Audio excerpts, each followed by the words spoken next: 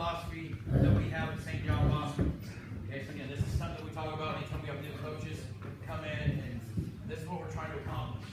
So this is our philosophy of coaching. Number one, you must be a good teacher. Okay, obviously it's not what you know as a coach, it's what you're able to teach to your kids to get them to know. Okay, so again, that's the number one thing, be a good teacher.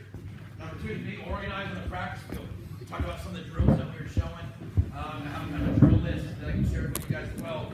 Our coaches go out there with a practice plan, so they know what drills we're doing. We're going to have 20 minutes endo, 15 minutes of 7-on-7, and those things. It's very structured. It's not like, well, let's go over here and throw until our quarterback is tired or something like that. And then as well, on the back side of that, it's actually what plays we'll see, and there's a little list there where they can checklist of what drills they want to run.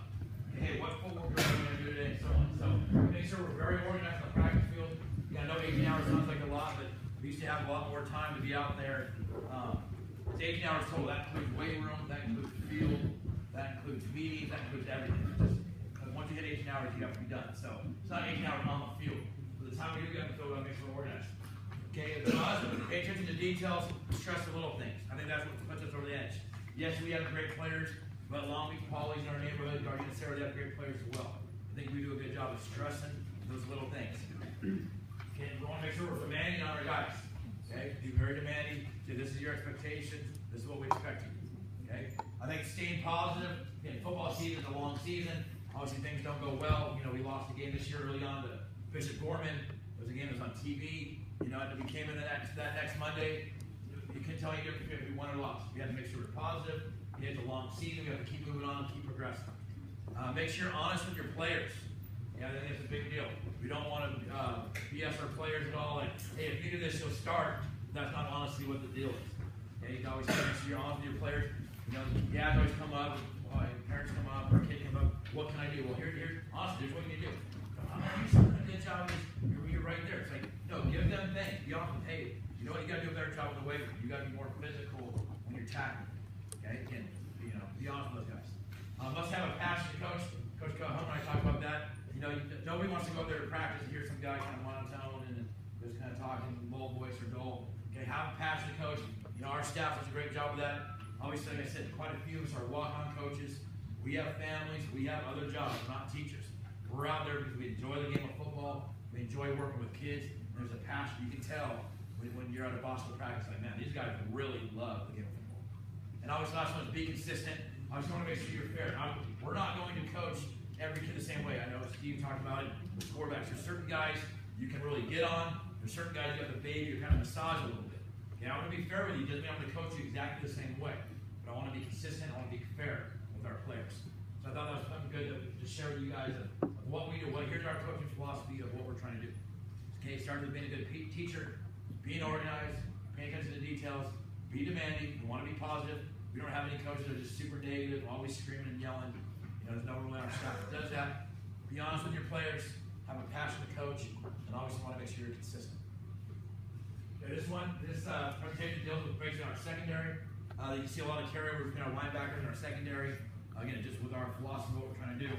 Objectives for our secondary, want to make sure we're fundamentally sound on every play. Okay, fundamentally sound on every play. Everything's covered, every zone's covered, every man's covered. Okay, eliminating big plays, no long runs or passes. We have goals. We have 10 goals that we go through, and we get actually helmet stickers for the guys, little Buckeyes, or whatever we want to call them, little hatchets, and then goals. And again, one of our goals is for the secondary is no pass or no deep pass plays. Okay, nothing over 20 yards. Okay, limit the big plays. We're a big believer. I don't want to use the term bend but don't break. That's not really our style. But it is not giving up any deep plays or any home run shots. No mental errors or missed assignments. In my opinion, there's a couple things that we look at in film as our own film. The first one is lows. I think this is the most important.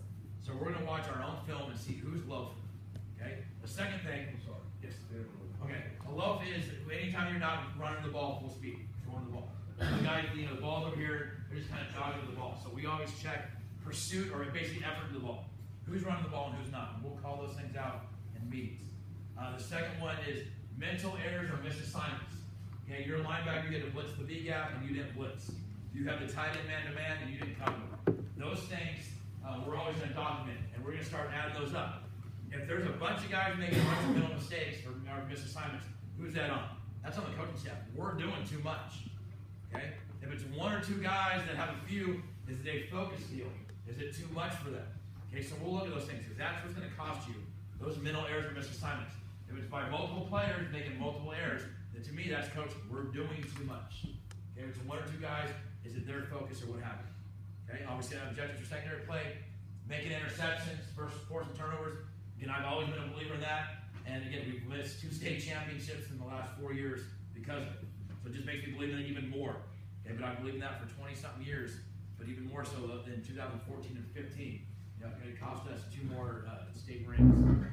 Missed tackles, again, swarm punch. We spend tons of time. We talk about it over and over again. We just don't go into pads and say go tackle. We are doing stuff in spring and summer and in season makes for good tacklers. Communication on every play.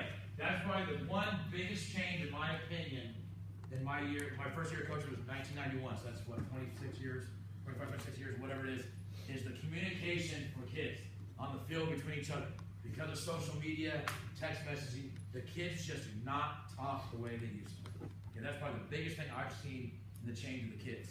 You know, obviously kids are obviously bigger, faster, stronger, those type of things. But our communication level is way, way down compared to what it used to be. Okay, and it's very important, especially in the secondary, to communicate. So we try to do as many things as possible to get those guys to talk. It was funny, a couple years ago I was doing a 7-on-7 team. You know, it's just pass skelly where you have 5 receivers, a quarterback, and then 7 DBs just playing 7-on-7 pass. And it was a 7th and 8th grade team, the kids that were going to come into Bosco eventually. And just because they wouldn't even talk to each other. So we were doing ball drills, and every time they had an interception, they had to basically say what their favorite NBA team was. They go make an interception. Lakers, just guys talk. Especially these young guys, they don't know how to talk or communicate anymore. So that's been a big thing that we're always trying to get better at with those secondary guys of getting better with communication. So we talk about drills for our secondary. Here's what we want to do. Okay, objectives for secondary drills. Number 1 is keep it simple. Okay, we're not going to have some crazy drill that's too complicated. Okay, I'll just keep it simple. Relate it to your scheme. Talk about there's absolutely nothing wrong with cover 2. Nothing wrong with it whatsoever. We, as a program, don't run it very often. So when we do our drills, or we do a bunch of cover 2 drills, no. I ran cover 2 a long time. It's just something that we're not into right now. Nothing wrong with it. But make sure that your drills relate to what you're doing. Okay, just like with Steve's talking here, if you're a shotgun team, don't spend all your drills under center, or vice versa. Okay? So again, we'll make sure you're relating your drills that you're doing to something that you're actually going to do in the game. Always we want to make sure our drills can create mental and physical toughness. Okay? Obviously create disciplined play. So if we're going to start from a back pedal drill, okay, you should start with the exact same stance you're going to start the game with. Okay? We don't want to do any drills and get any bad habits and get back pedal drill, I'm going to start here and walk out. Okay, make sure this stuff is disciplined. Again, like you talked about linebackers, anything we do to create leadership is great. Let some of those older kids run some of the drills or you kind of start being leaders of those things. My thoughts on drills is I want to make sure that we keep it fresh, that we're not doing the same dang drill every single day. Because then the kids start checking out. But at the same time, I don't want to create a new drill every day where I'm spending so much time explaining the drill and they're just standing here watching. Okay, so I think there's a fine line. Again, I don't want to just have 3 drills that we do and this is all we do because the kids are going to get bored of that real quick. At the same time, I don't want to start creating new drills every day. Hey man, I saw this drill on YouTube. Let me spend 5 minutes explaining it. 5 minutes doing it. Okay, time's up. You know, so I think there's a fine line between those two. Specific drills that we do in the secondary, obviously it's very similar to linebackers. Footwork and ball drills, I think that's very important. I go and watch, you know, Steve and I have quite a few friends, and I'll go watch, you know, it's not the teams we play, but I play at a school called Esperanza.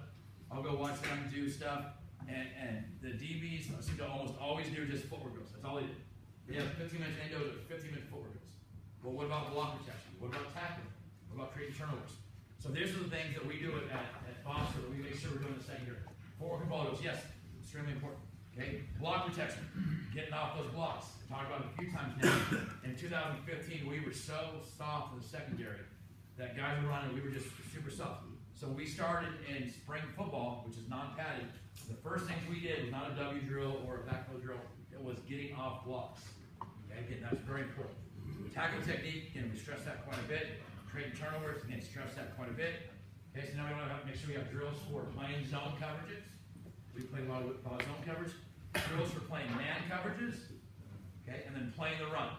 Okay, again, even though we're secondary guys, there's still going to be run plays coming out, so we've got to be able to play the run. And we make a drill list kind of for in-season and then a preseason list. So here's kind of a little example of what we do. Okay, this is not everything we do, and I'll show you. Let me go through this first. So here's some man drills we do. Stick drill, stutter, speed turn, mirror, 101. We'll go through on the gym exactly what we mean by all of these. But we have a drill list of, here's our man drills. Okay, this will be during spring, fall. Okay, again, we have 15 days of practice. Sometimes we go Monday, Wednesday, Friday. Sometimes we go the whole week. We're allowed to get in 15 days non-padded practice. So we'll make a list. Did we cover what man drills did we cover? What takeaway drills did we cover? Okay, so again, here's an example real quick. Slightly dated.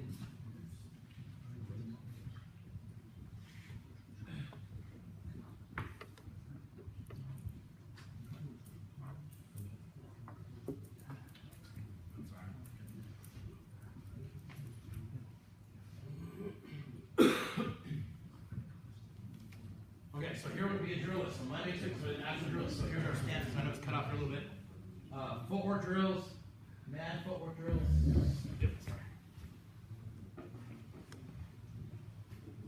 Hit and shed would be block protection. So again, these are certain drills that we want to do. Again, this would be pretty much every drill would have this quite a few drills on this one. Okay, and ball drills and so on. So we make this checklist. Okay, what are we doing Monday, Tuesday, Wednesday, Thursday, Friday? So we would come back in at practice. First of all, whatever drills I would write. Okay, so Monday we're going to do pedal plant, a box drill, a stick. So we make those things. So make sure we're hitting on a little bit of everything during that week. Okay, again, we want to make sure we're well-rounded linebackers, well-rounded DBs. We want to do more. Okay, we just want to do more than just forward drills or just hitting drills, those kind of things. We want to make sure we're doing multiple things. Okay, our teaching for areas in secondary. Okay, obviously it starts with the call. Okay, obviously you got to make sure they know what the call is. Their alignment. Okay, obviously alignment's very important. That's one of the number one things that a secondary guy's going to get you in trouble. Okay, you do not line up right. Stance, where your pre-snap key is, or your key, and what your area responsibilities. Okay, and obviously you got to make sure you take care of your responsibility.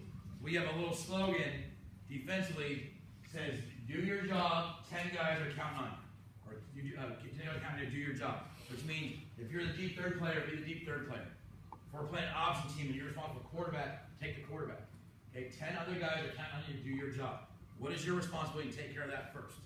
Okay, you start seeing you get in trouble where you're playing an option team and the guy that has the quarterback's not doing his job. So now you go take the quarterback, but now there's nobody on pitch.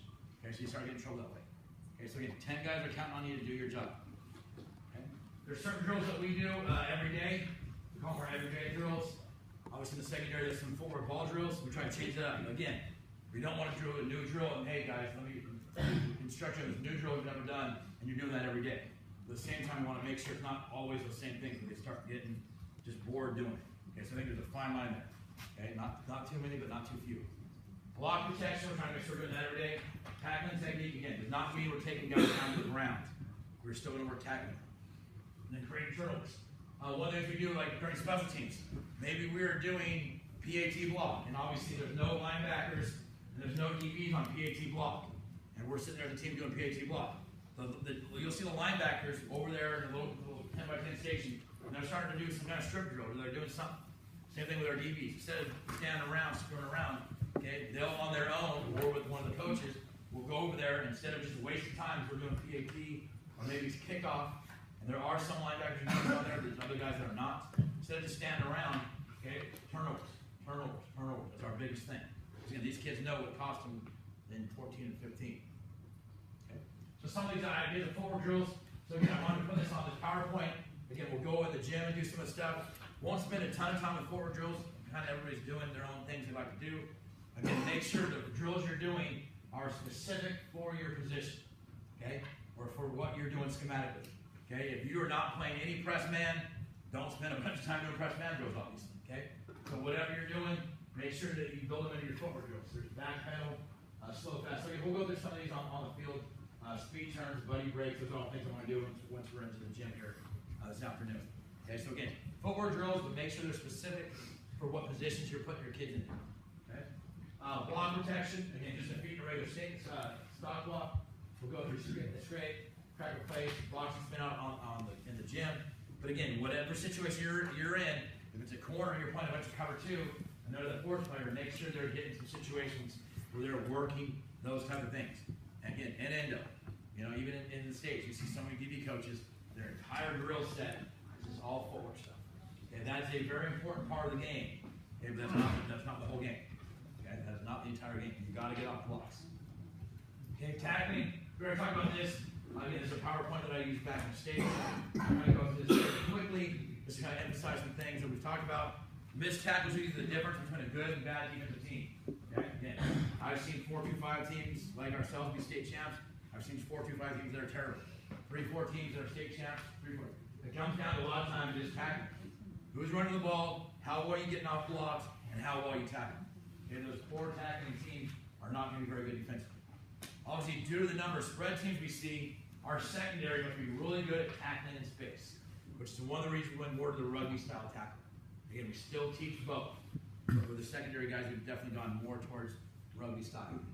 Okay, I talked about this a little bit yesterday. For more detail right now is a couple years back, we had a bunch of missed tackles. We charted missed tackles, just like we charted lows, and we started doing a percentage. Like, man, we missed that tackle, would have been a 2-yard gain, ended up being a 14-yard gain. So we actually did a huddle breakdown. We just tagged a column, said it's a tackling column, and just put in there missed tackles. We started putting it in why. Okay, obviously there's certain guys just afraid of contact, and hopefully you don't have too many of those guys on your defense. Sometimes for us it was a nickel guy. You know, it's third and 12, we put in the safety, it's an offensive receiver. The guys just don't want to tackle. Just don't want to tackle, just for contact. Out of control or out of balance. Okay, balance obviously is very important in every sport. Okay, it's super special, important. Okay, but balance. The top of your head, you have your eyes closed or your eyes are on your target. You know, we just really stress now, because we had a lot of that, is they're getting head and shoulder fake. It's near hip or eyes to the sky, like the hawk tackle, the Seahawks thing. Okay, so again, eyes are closed or not on target. Okay, using the hands first, they're trying to reach or lunge out for tackle. Feet are together, not moving. Again, we talk about accelerating on contact. Okay, so again, the guy comes up, they make contact, their feet can stop. Okay, that's what you're going to tackle or something. Okay, not running through contact, same thing. Poor leverage or poor angles. And angles, we saw that one. I'm sorry, we were watching this a little bit earlier. When we stripped the ball out, he just took a terrible angle. That's when he missed that tackle. Okay, and then no finish. So again, we talk about how do we improve those things. Is how we got into the rugby tackle type style stuff, okay, which we thought was good for most of those mistakes. Some thoughts on tackling. Hey man, we don't have very good tacklers. There's something we've been really poor at. Some of the things that we think work for us. Obviously, we teach proper fundamentals. Okay, that's not who the tough guys are. We try to teach those guys from a freshman level on up how to be good tacklers. Obviously, we do drills that improve technique. Okay, the more technique they have, the more confidence they're going to have to go in there and tackle somebody. Okay, again, if they don't feel good with their technique and they get ran over a bunch of times, they're not going to have any confidence to go in there and do that. Habit progression. Okay, we talked about that yesterday. We start in spring and then summer and season. We do not wait until the first day of pads. Okay, go tackle. There's a big progression of different things that we build up to, so when they're in pads, they're ready to go. Working on technique every day. Again, that does not mean taking somebody down to the ground. Okay, even if it's that tracking drill we did yesterday, or any of those little tackling drills, even if it takes 2 or 3 minutes, we're going to start to do something every day. Start progressing as we go through there. Make drills be more competitive. Okay, again, it goes back to the confidence deal. You don't want to put some guy that's just learning how to tackle on your best running back. Okay, so again, you want to make sure they're competitive, but you want to make sure you're building confidence at the same time. You get what you emphasize, in my opinion. Okay, we emphasize that there are only a few things with tackling. Okay, obviously, eyes to the thigh or eyes on that hip. Okay, so you see us running and tackling. You'll see our guys do a good job of that. You see us not stopping on contact. Okay, we emphasize accelerate on contact. You'll see us do a good job of wrapping up. We emphasize wrap and squeeze. Okay, and there's a bunch of different details you can use with tackling. But I think whatever you're going to emphasize, you're really going to get out of it. And the last one is put them in game-like situations. Your tackling cannot just be an angle tackle. We're both 5 yards apart. We're both going to go at an angle and tackle. That's not realistic for game times. Yes, it happens. But again, if you want to make better tacklers, put them in situations where they have to go and they're running on a toss. Or they're a DB and they're going to be back telling the guy catch the hitch. You got to come up. Try to put them in as most game-like situations to make those guys better tacklers. When I was a young coach, the tackling drill we did was just angle tackles, all we had. Okay, so again, try to put them in more game-like situations and so create your own drills. Okay, create your own drills. Again, we'll go through this pretty quickly here about rugby tackling. We've already talked about that. Eyes of the thigh or keys into your hip. We're going to impact with our shoulder, trying to keep our head out of the game. Okay, with concussions and all the other stuff that parents worry about, you know, little Johnny getting hurt. So we talk about this. Why we teach it. It's safer. Wrap and squeeze the arms and keep our eyes open. And those are the things that we stress. Okay, again, we talked about it yesterday. There's 3 phases in rugby tackling, but no matter how you teach tackling, talk about getting into position, getting to the ball carrier, getting in the proper position so that you have the ball carrier. The second part is establishing contact. We're not going to be rugby, we're more traditional. Again, just don't go throw them in there and just say go tackle. How do I get into position? Now, once you're in position, making contact, and the third phase is finishing the tackle. Okay? Put it all together. Some of the things that we do tackling, we have a tackling progression that we go through again. Those 3 phases. There's a little sled that we have that we hit. Angle tackle, cutback, spin tackle. We use. We play in a running back that really likes to spin. You know, once he gets hit, he kind of makes contact and makes contact, spins out. Or a real shifty cutback kind of guy. We'll change that up a little bit. Hitch tackles for a secondary. Like I said, they're 9 yards off. They're going to backpedal out. The receiver's running a quick route. Now it ends up being just an open field tackle where it's you and him and you got about 7, 8 yards apart. Okay, so that's more of an open field tackle. Okay, that's more of a game situation. Trying to put them in a game situation. And then, of course, the rugby tackle are some of the drills that we talked about and did yesterday. Creating turnovers. So again, we talked about that as we do it in our circuit stuff as well. We're doing kickoff and you're a DB, you're not on there. Instead, just down the sidelines, turn around or whatever. Hopefully they're doing some kind of ball drills. They do different things, really, you know, clock drills or something. At least they're trying to do something. Okay, we'll do some of these in the gym. High points. I jump in front. I have a video here of some of these things in a game situation. So there's one that's a high point. There's one drill jump in front. We'll mix we'll do in the gym. It's a really good one. And just different situations of attacking the ball and catching the ball as deep as the back. We'll do very similar drills as linebackers as well with ball drills. And these other ones are kind of strip drills. We talked about strip, tomahawk, wrap and strip. Hook and swat is the one I got that Alabama does. Same situation. When they're doing stuff on a kickoff, and you're a DB, you're not a kickoff. You'll see them over in a little group. You know, it's a little circle. No one's even really run around, but they're sticking the ball out. The guy hooks the leg or hooks the arm and starts swapping the ball out. Hey, doing those things to start creating turnovers. So we'll do that in the gym, and I have a video here of us doing it in a game situation. With our secondary, when we teach man, these are the 3 things we like to teach. Off man is what we start with. We don't move on an off man until they're good at playing off man technique. Okay, again, that means we're playing man to man, and traditionally we're about 7 yards off, 1 yard inside. Okay, unless we have direct help right in front of us. Okay, and then the next step we go to playing press technique. There's a couple different ways we've done that.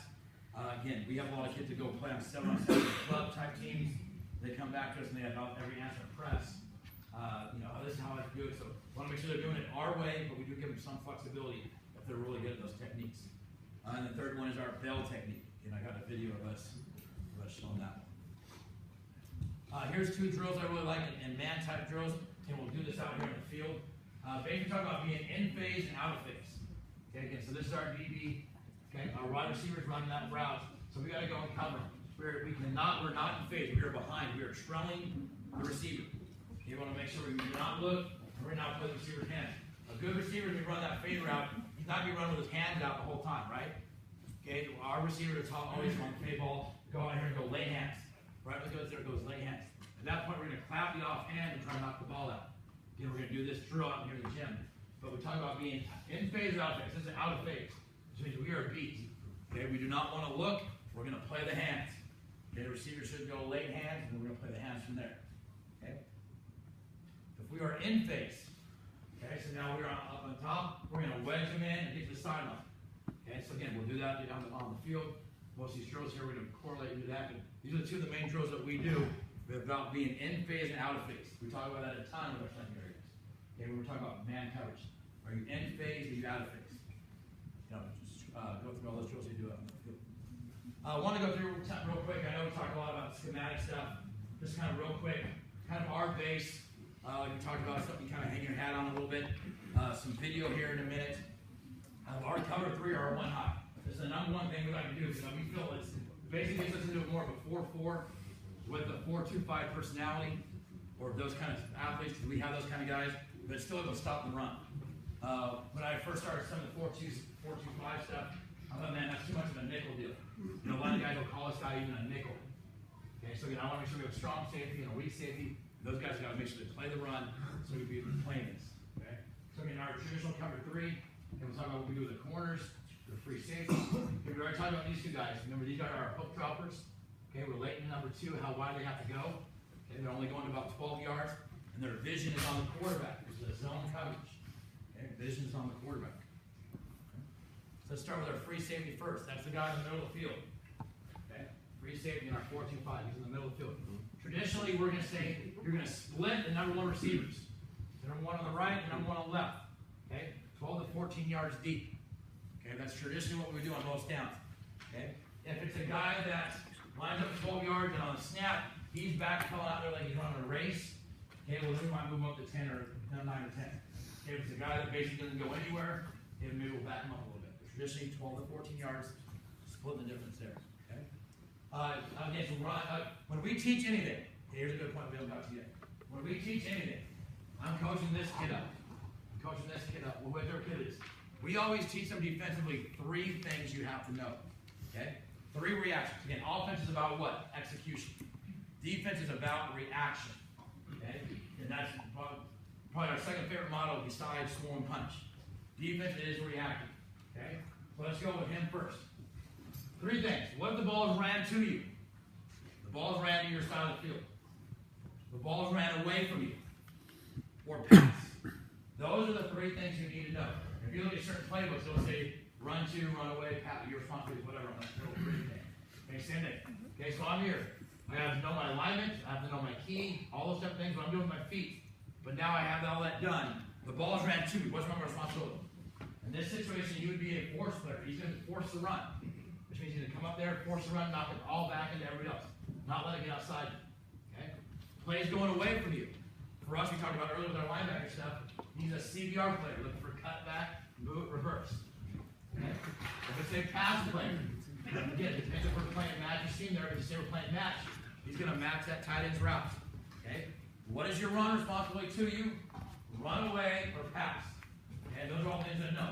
So we talk about giving those kids a test and then spring. Okay? We'll say, all right, strong safety or weak safety test. On match technique, what is your run responsibility to you? And you just write in the box, force, run away, CBR. I'm looking for a ball cutting back. I'm looking for boot. I'm looking for reverse. Okay, on pass, what's your responsibility? I'm matching number 2. I'm going to match him to the flat, carry him vertical, deliver him inside to our little linebacker goes in by yelling under. Okay? Again, I think that's a big thing because there's always a lot of things that happen. But what if the ball's ran to you, ran away, or passed? Yes, screens are important, those type of things. But as you're teaching, I think you can teach those 3 things. Defensively. Okay, same in the corner. Run to you. Well, I better not come running up because I have a deep third. Okay, run away. I got to make sure nothing comes back here to his backside, try to save a touchdown. Pass. I'm a deep third player. Every defensive position, obviously we don't do with our D-line, but every linebacker and DB, run to you, run away, or pass. What are those 3 responsibilities? And that's how we do it. That's when we install our defense. So we'll say this is our cover 3. Free safety. Okay, run to you. Okay, you're basically no field. Run to you. Either way, you're a fan player. Fan means you're going to fit as needed. And I can't tell you what gap you have.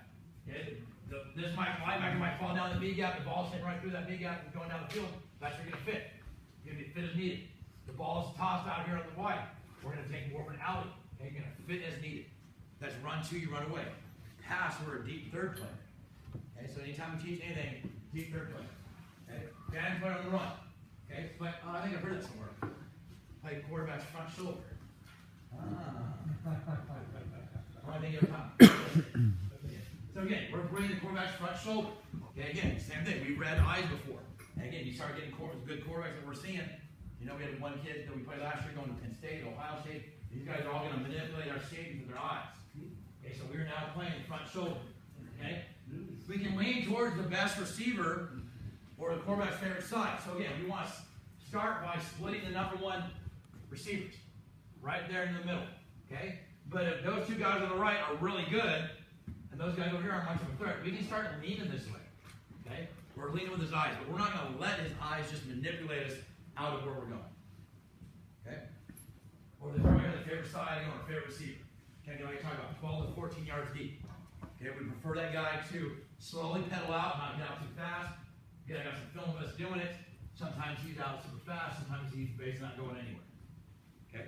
Again, their vision for us, because we see so much RPO and zone type stuff, we start with our eyes in the backfield, okay, and then work from there. Okay, again, there's nothing wrong with it. We talked about it last session. A couple people asked me, if you want to read, you're a linebacker guy and you want to read line, absolutely zero, there's nothing wrong with that. We've done it in the past. Okay? Just as we built this system of what we're doing now, we've got to go in the backfield of the line read. Again, you notice in football, there's a different way to do the same thing. Okay, again, I'm just trying to share with you guys what we believe in. Okay, so that's our free safety. Okay, corners, we play this a couple different ways, depending on how many receivers that corner has up there. Okay, I got some videos I want to show.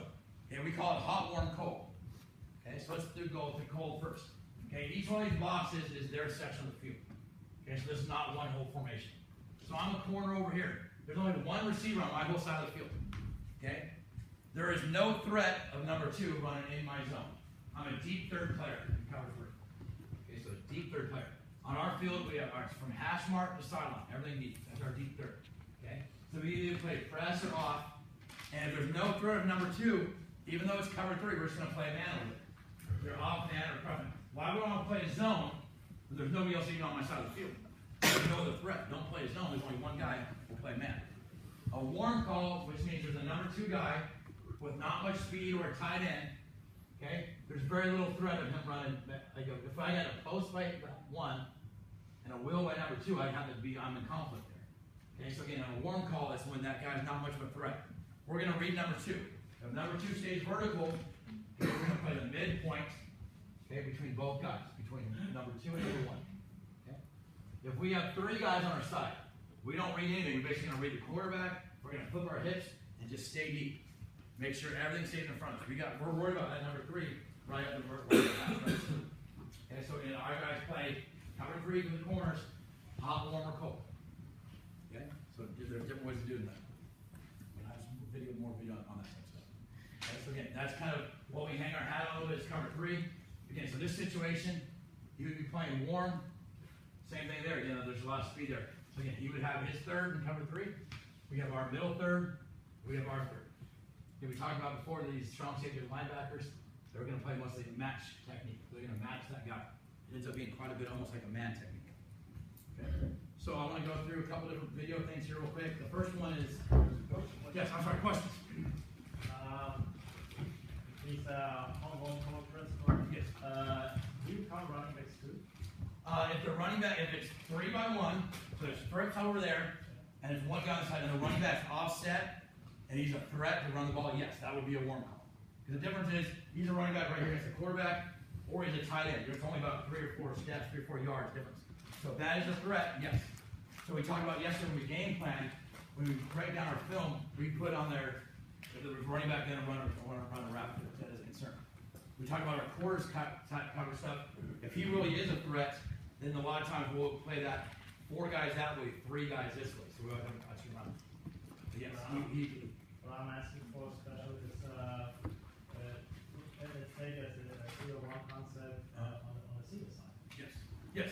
So let me get back to that screen. Do you cover running back on the single side? Yeah, and sometimes we do, sometimes we don't. It depends. Again, if he's in pistol, yeah. So let's go. 3 by 1. Just say we're in something else. Read over here myself. Okay, so if he's in this situation right here, we would not count him. Okay? If he's in this situation, we would not count him. If he's over here, we're going to game plan.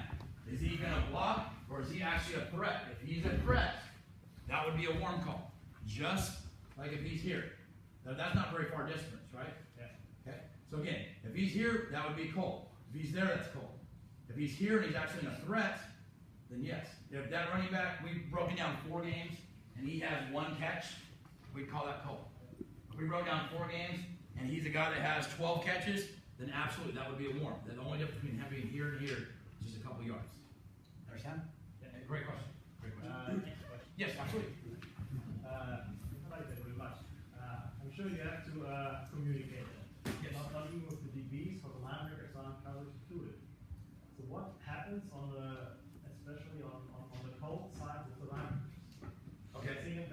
sense, let one man play match. Well, again, that goes back to the communication. The linebacker will make a call of what or I'm sorry, the corner will make a call of what he's playing. He needs to verbalize hot, warm, or cold. And even though we kind of know that running backs there, we'll know going to the game plan. It's not just take your choice what you want to do there. We'll let them know, hey, the running back is, we call that gun week, where the running back is away from the three receivers.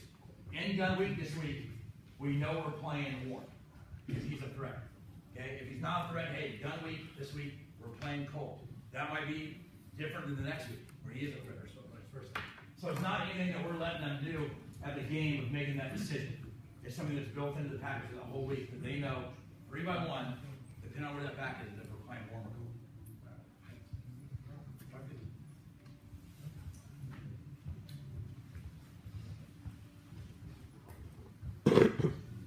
I want to go through this real quick before I lay this off. So this was a skill circuit that we did yesterday. So again, the more things we can document. So again, when we do that stuff, each coach has their own section of stuff. We talk about doing the step coordinated deals. We can do the hoops that we did. But we kind of want to document so to make sure that we're always doing the drill the same way, right? But here's the strip, a tomahawk strip. Okay, the punch strip we use when the ball is the ball carried from behind, and the ball is exposed to the elbow. Secure the tackle, punch the ball violently upwards. The ball carries elbow away from his body. Okay, so I give this to our staff so that we're all coaching the same thing. I wouldn't want to do this punch strip drill, okay, and we do it 2 or 3 times with different coaches, and now they go and do it the 4th time with Coach Smith, and then he's not stressing doing what? Getting his elbow away from the body. Okay, so if you want to do these type of things, document as much of stuff that you want coached so you guys understand what you want detailed. Okay, the rapid strip, sideways, recovery, the prenatal, we'll talk about scoop and score. Okay, attacking the ball, pick aside, and swing your arms, scooping forward like you're swinging your arms. Okay, scoop and pitch. Okay, here's the first down drill, right? We talked about that today.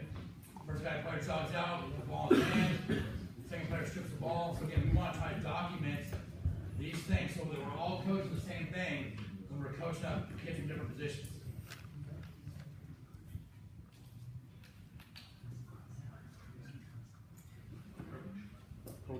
Yes, question. Just a question. How much information do you provide to your players before practice? Do they know every part of practice, or do they only know today's level and Monday or whatever? They don't only know what we do. A lot of the same repetition type stuff. So they'll know on Monday that with certain periods. They know on Tuesday in season that'll be our goal line day. Yeah. They're not going to know exactly what plays they're going to get. The team that we're playing runs 10 different plays on the goal line, and we're going to show them 5 of them. They don't know what 5 they're going to get. Yeah. So in that instance, and then, after practice, because most of our practices we film. We don't film Monday usually, but we film Tuesday and Wednesdays. And we put it in a huddle. We'll actually tag. This is a 7-on-7 period. Watch this. This is a team period. Watch this. So again, our DBs aren't going to watch inside run, and our D line's not going to watch 7-on-7. So we try to tag where certain things are. Yeah, but do they know before practice? Not really. Maybe on the next day you plan to do some 7-on-7, and they get to know. Okay, tomorrow be prepared for 7-on-7. Yes. Or we'll go into the practice. So that probably the best way to answer is if we make a mistake on Monday and as coaches we need to fix this. Tuesday before practice, hey, during 7-on-7 there's going to be another trick play. Or hey, they got us twice on that post row combination. Okay, you're going to see that again at least twice or 3 times a day. So those type of things that they're screwing up, they'll know that hey, we're going to show you this again today. Let's fix it. Here's how we need to fix it in either a pre-practice or part of our endo. But we don't sit there and show them. Here's the 10 player you see in team. Here's exactly what you see in 7-on-7. We just don't have enough time. It would be great to have that much time to show them. Like, hey, here's exactly what you see today, but we don't. But we'll tell them if it's Tuesday, we just can't cover counter very well. On Wednesday, hey guys, inside run, expect to see a lot of counter. We gotta get this done. I think it's more that when we have practice before the practice, the players know, okay, we're starting with warm up. After warm up, we're going to run ABCs on run form. They know exactly what we're going to do in that practice, not specific drills. Yes. Or So like that. in season they know, because again, we basically, here's our Monday practice, here's our Tuesday. Unless we're playing a team that maybe runs triple ops, and we have to change up a couple things. But traditionally, every week, every Monday, every Tuesday is always the same for us. Okay. So they'll know what period's going into that. Yep. And all the players know.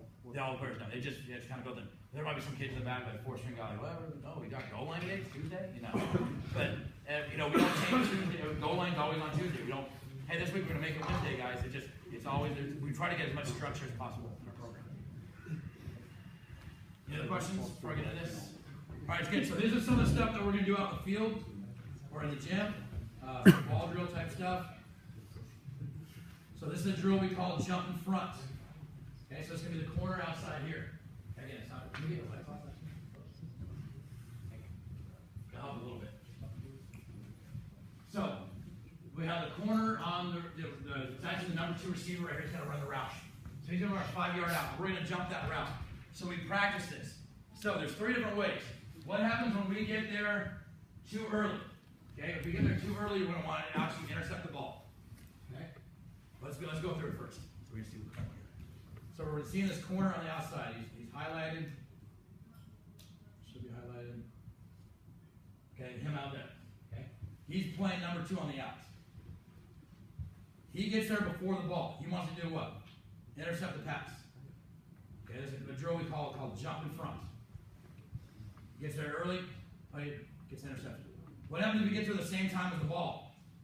We want to play the ball and try to knock the ball out. He caught the ball, he's trying to pull it in, we want to make sure we knock the ball out. Okay, so we'll do the ball, drill, the guy's doing the same drill, we'll throw it early. We expect the guy to jump right in front and get the interception. We'll do the same drill, we're going to time it up, and he gets there at the same time the guy's catching the ball. At that point, we can't get the interception out, we want to knock the ball out. Okay, and the third one is, we get there late, so we want to come downhill, and make a tackle. Okay, so again, we'll do this in the gym. We call it jump in front. I'll show you all 3 ways that we do it. Okay, again, it's the corner. It's kind of playing our key technique where he sees 2 go out, and he's going to jump that route. It's more of a man concept as our version of cover 2. So he gets there early, he's going to make the interception. He gets there right at the same time the ball does, he's going to try to knock the ball out. He gets there late. See, he already caught the ball right now, he's going to go in there and make a good tackle. Okay, call that jump in front. Okay, I'm sure we're all doing this high point drill.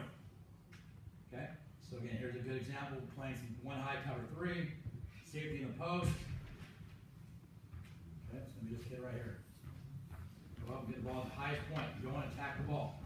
So again, this is a drill that we'll do. It's basically like a speed turn drill. If you're a DB guy, he's going to open up to his right, see him speed turn, throw his head, come back the other way. Okay, I know he's cut off the screen there a little bit, but goes up and gets the ball at the highest point. Okay, so again, this is a drill that we do. High point drill. Speed turn, okay, or baseball turn, and then go get the ball at the highest point. Okay, be an athlete.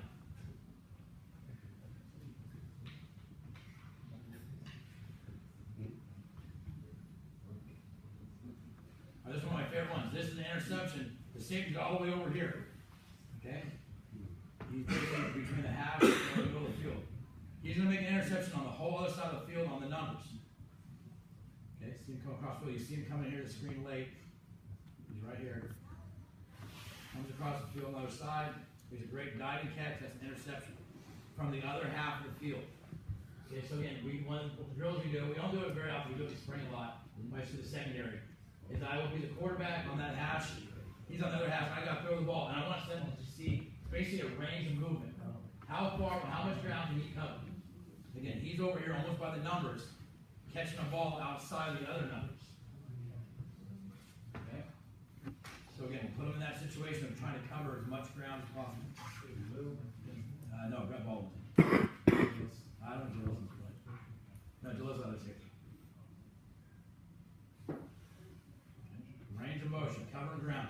What I know, again, one of the things that I see a little bit in our DB coach that we had last 2 years, I had to try to get out of it. All his ball drills, I just felt like we're in, basically all his ball drills you can do in this room. Okay, free safeties, cover 2 safeties, cover 4 safeties, play in more space than this. So you can basically have to expand them and make them run, see how much ground they can cover. Okay?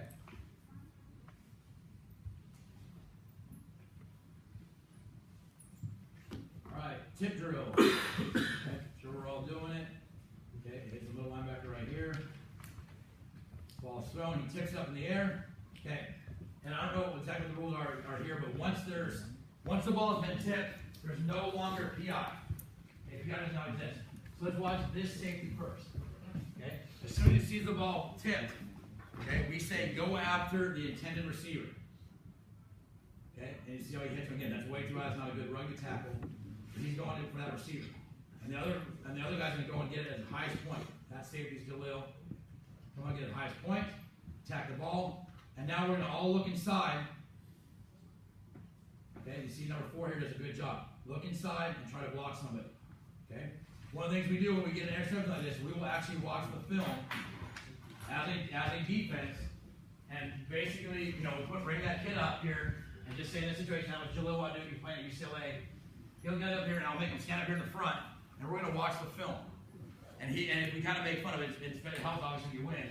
But he's gonna sit there and point out, hey man, why aren't you blocking for me? Hey, what's wrong? What, you don't like me? What happened? These guys understand that it's an important deal. It's not something we've always done, but it's something we like to do. We need to make these guys get after it, make sure they're blocking. Now, obviously, you don't want to block guys in the back. But for the most part here, you'll see guys making an effort to block on interceptions. And again, one of the ways we've done that is have that kid come up here, and I'm rolling the film, be like, hey, Chandler, you're not even blocking for me. Come on, man. Let's score on defense. Scoring on defense is a big deal in our program. Big deal in our program. Okay, like I said, we don't do that every week, but it's definitely something that we've done in the past to get guys motivated to block. Okay, another situation here, interception. Okay, midpoint drill, gonna go up and get it. So again, make sure we block the intended receivers. Number 2 here is to block the intended receiver. It's number 5. He's clearly off balance. He's basically falling into that Cox communication sign, right? So he's now gonna go find the next guy. Block somebody. You'll see 6 come here. I wanna make sure we're not clipping anybody. Okay, 27, you guys are all making an effort to go block somebody. Okay, again, if the effort's bad, we'll pull those guys up here and be like, hey, Jalil, why are these guys not blocking for you? What happened? Okay, this is scoop and score we talked about yesterday. Okay, bad snap. Okay, great when those things happen. So again, the ball is bouncing on the ground. Okay, so number 6 here is a real smart football player. He knows right now, with peripheral vision, he knows we got a bunch of Bosco players over here. And he's gonna try to grab the ball. He's not going to even go for the ball right now. Okay, he's going to make sure what? Their guy does not get the ball. Okay, so he's going to come in here, take that guy out completely, and let our guy get it. Okay, I got a couple snaps for this. Okay, he sees that guy mumbling around with the ball. Go get him. Next guy come in, scoop and score. Okay, and again, you see number 6 there, taking the guy out, get back off the ground. Okay, and now go block for somebody else. Again, we want to make sure that we're not watching this film. Hey, why are you not blocking the guy behind the play? Obviously, these guys, you don't want these guys blocking. Here it is that, if you guys were here yesterday, that 320-pound nose guard we talked about having. We talked about having a nose guard, big nose guard, that's him. My boy right there. Love him. I wish we had one of those guys every year. We don't. Big boy. All right, hooking swats. This is playing Centennial a couple years ago in a state regional game. And you can tell up here it's a 4th down. This is the team I was talking about with like Texas Tech. Look, it's kind of hard to tell right here, but these are big old splits here. Okay, big 4th down. Right there. Again, this is just like the jump in front drill. He was not able to time it out and get an interception. Okay, he got there the same time the ball got there. Or just after the ball gets there. So he wants to strip the ball out. You see the ball fall out. That's a big 4th down. That if he catches this, it's 1st down here on the 10-yard line. Okay, again, this is a team that in 14 and 15 we lost to in the finals. Okay, so again, same drill, jump in front. We don't get a great break. We're there a second late, and I'll get the ball out. Okay, that's the same movement we did with the 5-yard out where we were able to jump in front of them. All right, De La Salle, state championship game a couple years ago. They throw a bubble about as bad as you can throw a bubble. He's a lefty. He was the guy that did not go to Coach Calhoun. He lived about 8 hours away. So, he comes to get this ball. Okay, so the first guy there, if their guy's bobbling the ball, what's he going to do? Take the guy out. Take the guy out. Take him out. Make sure he doesn't get the ball. Okay, we now have 4 Bosco guys right there, right? Oh, we get this ball, right? We don't. Big lineman here comes in and tacks the ball head up. What happens if you tack the ball head up? You do what? Kicks it away. Kicks it. Head up, kicks it. And the other side falls on. That is a state championship game. We win this game. Okay, but again, this should have been our ball, our turnover. Okay, take out the guy bobbling for the ball. Take him out. Other 4 guys are there. Let's get it.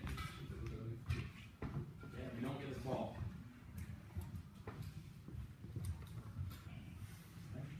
situation. Same game. Outside veer. Inside veer. Boom, boom. Okay, we give such a fast read, ball comes out. Okay, ball's kicked. Okay, and the guy jumps on it. Now, he doesn't do a great job of prenatally, but what's the thing he doesn't do? Doesn't roll over. It lands on the ball. And again, look at this dive that he makes to get that ball. I mean, again, this is how important the ball is. This is De La Salle. Okay, movie made out there 151 games in a row. They know the importance of the ball. The game is the ball. Watch this guy. He knows that ball is going. Look at the effort to get that thing. How important that thing is, man. Okay, good teams know the importance of the ball. Okay, again, that's another turnover we should deploy out. Was the continue on his own? Just on them. So you see their splits. Nope.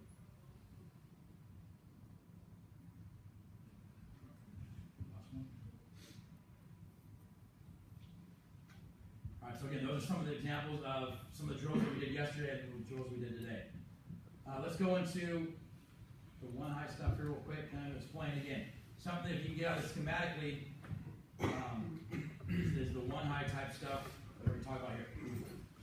Okay. This one you want to watch the linebacker. So I'm a linebacker guy. So we talked about clear and cloudy. Okay. So he's in that gap, he's in that gap. That would be my gap. That would be my gap. Okay. The only thing that we talk about a true fit on is counter. Okay. So you'll see the offensive right guard and right tackle pull. Okay, we're going to wrong arm it. Play side backer is going to run right now to off the last down block. So be this guy blocking down. You'll see the other linebacker can communicate to the other linebacker, pull. You actually see him point his fingers. He's going to be pull, pull, pull. And he's going to now tempo the ball. I don't want him to run all the way over to the other side with the pullers. What happens when the ball cuts back? Okay, he's going to be that nose up guy. Okay. There's the wrong arm, where the defensive end. Get a wrong arm means he's going to take an outside arm, okay, and rip through the first puller. We're not going to box or stay square. We're going to wrong arm that, spill it, make it bounce outside. Okay, play side backer off the last down block. You can see the linebacker on the right. What's he pointing? What's he yelling? Pull, pull, pull. He's going to tempo it. I don't want him to run with those pullers too fast because if this ball cuts back, we got to have somebody on the back side. You can see there's nobody on the back side there. It's cut back until it gets to the safety. There's a guy off the last down block. He can be a little bit tighter. Okay, play right there.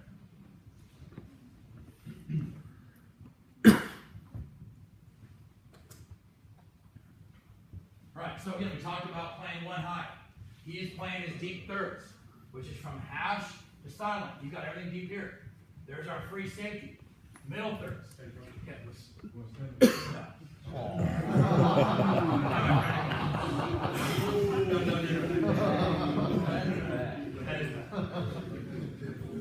corner outside there, deep third player. Now actually this is in a college stadium.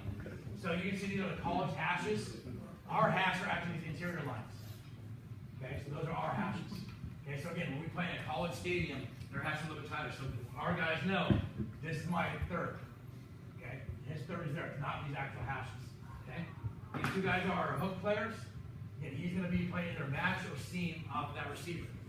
Okay, so again, this is kind of what we hang our hat on, even spread, other stuff, because it still gives, we feel like we give us the 40 linemen and these four guys being able to play and run.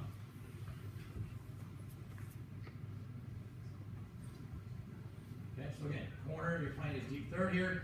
Again, you can't be too fast. This guy right here, you can't be too fast in case some kind of pitch pass. Okay, again, we're not, this is one of the teams we talked about that we did not like the way the secondary played. Okay, way too soft over here. Kind of, he doesn't shoot his hands. Okay, he's now able to get a hold, get blocked. Okay, again, this is an example of our one high, cover three. Okay, now we're playing that. Okay, so again, we talked about the run fits earlier. Okay, so again, this guy here on the right, good. So what happens? He's got to be thinking, balls run to me, balls away or pass. Those are the three things we teach, right? Ball run to me, run away or pass. So this guy on top, the ball ran to him, he's got to be the force player. He's not very physical on that block and doesn't do a good job of forcing. You see here, we got our nose up guy. Okay, he's the trail guy. You'll see him actually go on the right side of the block. And then again, this guy's going to see bubble. See that? You see his run comes back. And then he's our CBR player. It's okay that he's slow. Okay, it's okay. He's back there for any kind of trick play. Oh, the whole deal.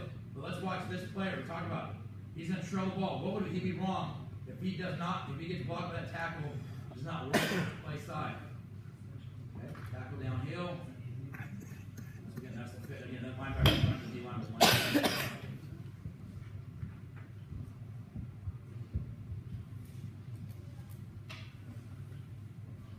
Okay, two backs. Okay. So we talk about this would be what? We're playing cover 3 here. Traditional cover 3. But it's not traditional, it's our version of 3. There's only one receiver here. That's a what call? Cold. Right? Why play zone? Who else is a threat? Nobody. Now again, if they do this formation, this guy runs a bunch of routes in here, we wouldn't call cold. But if we're in cold, it's one-on-one over there. He's showing press. I think this is the one where he bails off of it. Okay?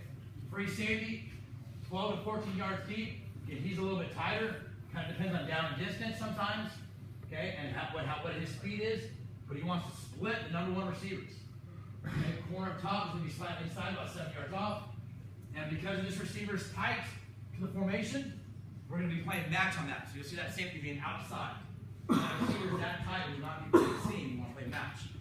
So again, we're going to watch this corner down here below. That's not this one. Okay, so again, there's a guy outside is matching that route. Okay, we still have 7 in the box, and then this free safety, and you'll see him, he's not going anywhere. Okay, again, when they got into 2 back, they're a really heavy run team. He's actually, in this situation, again, there's a game plan deal. When they see this safety is actually reading that guard. When he sees that guard pull, he knows that he's playing run 100% of the time. Okay, if they wanted to pull this and play some kind of play action on us, they have us. Okay, again, we just knew game plan wise, that's what they were doing. 2 back, they're pulling that left guard, going that way, they just run the ball every time. And again, we were all over it. Yeah, my question is, if it's bring out the big field, then the linebackers went up to the. No. So let's go through it. Good question. So, swing out the defense, right? Yes, so we're playing our cover 3. So again, he would be, we're basically locking that guy up. So his drop is his zone drop. So he's basically a crow dropper. He's gonna kind of just, if he sees pass, just drop it out here. He would go straight back. Okay? And basically both those guys would go straight back. Okay? If we needed to give this guy help over here, we could go and try to run and buzz underneath that. But we said this week, that guy and that guy, we were gonna win that battle. Okay? So again, those guys would just drop, those 3 linebackers. Again, this is our 2 linebackers. That's a safety. And those 2 guys outside, inside and outside, number 2 are safeties. So it still looks like a 4-3 because it's 2 backs. They're running heavy in this deal. We get back into a 4-3 with the 4-2-5 players.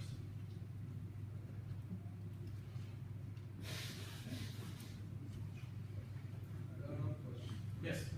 So how can you help with one guy that's on the cold side? Because if you're an office coordinator, you look exactly things like that. So So this is what it comes down to. There's always schematics, and schematics are great, okay, for us and the teams we're playing. More important schematics are Jimmy's and Joe's. Okay, our Jimmy is better than their Joe by name. And our guy can go do that. Now, if this was a threat, like you talked about, this is when we played modern day 2 years ago. When this was in the championship game, that was on Ma Ra. We had that guy pressed, we always had a safety over here. So we had to double him. Yes. So again, sometimes that's by check. So sometimes if they guess right and they set a pass play here, and that guy can beat us, then we'd have to beat something else. Sometimes they'll see this and then they'll freeze us and they'll check. When the team looks at the sideline and checks, probably about 80% of the time we're going to check something else too. So if we saw them look at this and these guys are pretty evenly matched, right now the call would check and we would walk him out here and try to double that. Because we know kind of in our package, we don't do a tons of things. We kind of know where we talk about your strength and weaknesses. Okay, what's the weakness in this? Okay, you got a one-on-one over here. There's not much weakness in the run game. We're all over that, right? So again, on this down and distance, we're trying to make sure we take away the run, knowing that we're giving up the backside one-on-one here. Okay, and again, if that's some threat that we're worried about, we would never be in this call. Okay, we would be in, or again, technically we would walk this back around here, come out here wider. It actually looks like we're in a Trojan. So let's look at end zone. He should be wider. Yeah.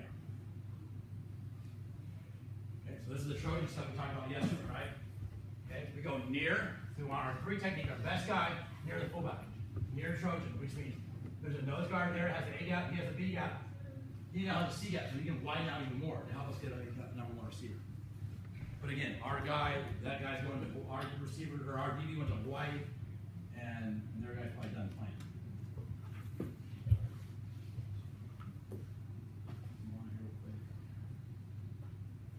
Here's where things go well, or you do something bad, but things still go well. So let's look at pre-snap, okay? This corner, he's gonna play nice and loose. That's our zone guy. There's three receivers here. He's just got his third. Okay, again, this is the college stadium. They don't even have that college, the Haskell matches. They're about right here. He's a third player. Three safeties in the middle. Backside, we're playing one-on-one. We now can see how our linebacker is a little bit wider. Okay, so maybe that week we want to give help on slants over there. Okay, so and we're playing over here. And these two guys are playing outside two, inside of three. So they're going to run a bubble here. This DB on a bubble route should go outside the blocker. Okay, so he goes outside the blocker. If this receiver runs a slant, he has him on bubble slant. He sees something that goes inside the blocker, or inside the blocker. I'm on the sideline going, oh shit, oh never mind. He ends up making a play. Okay, so again, you would want to go outside that guy, because if he gets it right here and he catches this, and that's a big play for them. See that? He did not leverage the ball properly. He did not tempo the ball. Okay, but sometimes you just get lucky, and he gets lucky. Better be lucky than good sometimes, right? Here's the Bell one. So again, this is 3x1, same game. We're gonna be talking about it. Okay, we like our guy over their guy. We're okay one-on-one over here. We can do that because our guy can cover their guy. If that was a problem, we can walk him out and do something here, or we have to change coverages. Okay? So again, this is our one high deal. The corner up top, he's nice and loose. He runs to the sideline. He's got everything on his third. He's the middle third player, which is between the hashes. And over here, we don't want. There's no reason to play zone. The receiver, the running back's on the other side. That's a cold call. Play man. Okay, we're in there in a press technique, and then in this situation, we're just going to bail. Okay. What happens if they see press a lot? Let's try to beat them on a fade. Okay, that's one of our changes. We talked about in our DB PowerPoints. Okay, three ways we play man is we play off. 7-on-1, we read the quarterback's mesh and get our eyes on the inside hit.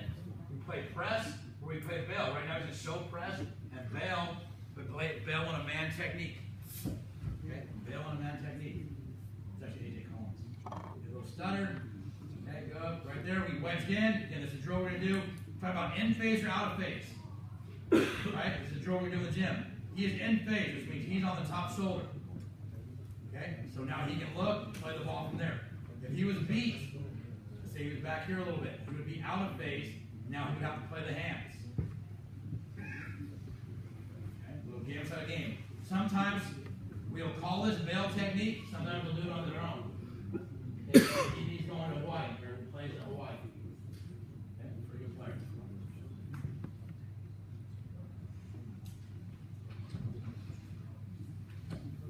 That's a man.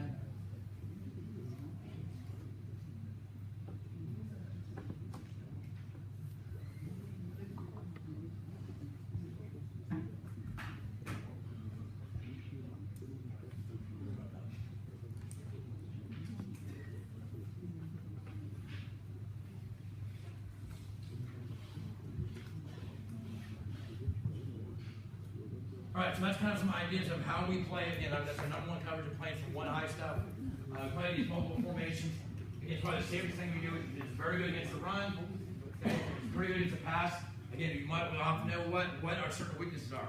If we play a bunch of cover one, teams will run 4 guys vertical, right? We only have 3 guys deep. You have a corner deep, a free safety deep, and another corner deep. In that situation, they're going to try to beat with 4 verticals. We've got to make sure we have an answer for that.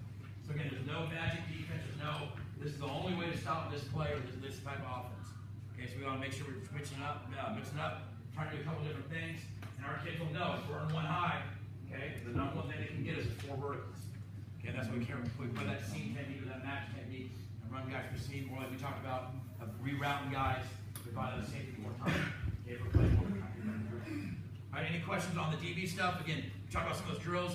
We showed some video of that. And when we get into the gym, we can do some of those drills of how we do it in visual period.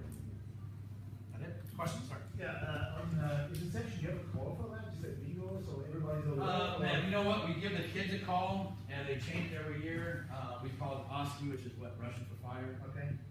We said rock and roll, because now that we have the ball, we're gonna go rock and go big size. That ends up being, mumbling. So we like one-word deals. And honestly, I let them kind of whatever they call it. And they'll call us like some rapper's name or something like that. Let them call, but as long as they're communicating, yes. And let's say he catches the ball, would he be, now he's running for his life, or you have to No, we tell him to take it to the side? no, as soon as we catch it, we work towards the near hash, numbers, sideline. Okay. He's told that. So interception, hash them, don't run in the middle. Okay, I always make a joke, if we do it like a pursuit drill, we're throwing interception. They start running in the middle, I'm like, hey, I'll bring the offensive line over here, let them hit you if you want. Okay, so interception is a great question, coach. We talk about going, working to the hash, working to the numbers, working down the sideline. Keep the ball in the outside arm, and the other guys look inside for blockers, because again, it's almost like a kickoff or a punt return at that point. Okay, we're trying to build a wall on the outside, so all these guys will look inside, look inside, look inside. Now, that's what we drill, that's what we teach. Some of those guys get an interception, and some of our DBs think, oh man, I'm going to outrun all of the 11 dudes out here, I don't care who they are. And they start working inside, they just get smacked majority of the time. So we'll show them on film, hey, look how great an athlete you are. You went down the middle, and that fullback hit you pretty hard, huh? Learn by your mistake. But they all think, yeah, I'm going to catch you, I'm going to beat all these guys, I'm going to be like Madden, and go through all these, Yes, but we try to teach, catch the hash number sidelines. The guys on defense are looking inside. We definitely want to go get after the quarterback and get after the intended receiver. Don't block in the back. The guy's by you. You can't get a block. Don't return. Any other questions? All right, thanks a lot.